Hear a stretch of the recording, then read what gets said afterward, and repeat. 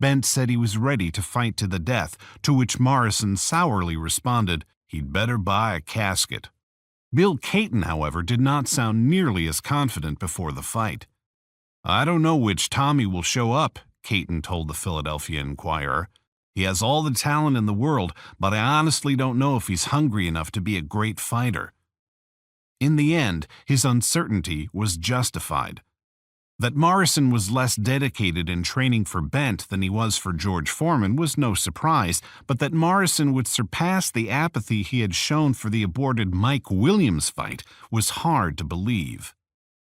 The night before he fought Michael Bent, Tommy was at a concert drinking beer, Trent Morrison told ESPN.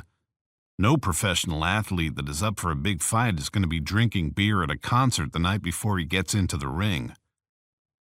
Somehow, Morrison-Bent was an off-the-boards matchup, recalling the days when Vegas books refused to post odds on fights involving the Duke.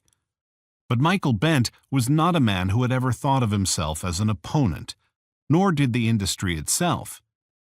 Even as he prepared for his dark horse challenge, Bent had backing from established professionals, including veteran manager Stan Hoffman and, most important perhaps, ace motivator Eddie Mustafa Muhammad.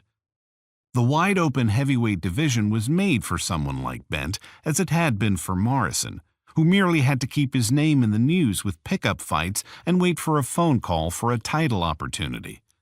When that opportunity came, all Bent had to do was win.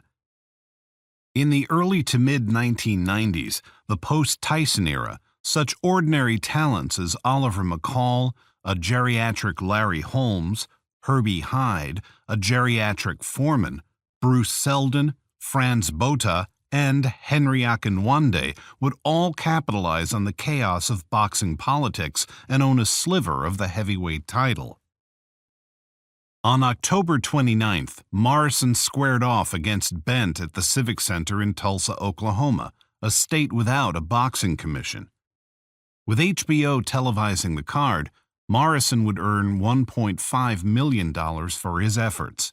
Bent would take home $135,000, a solid purse for a man expected to be smacked around the ring like a shuttlecock.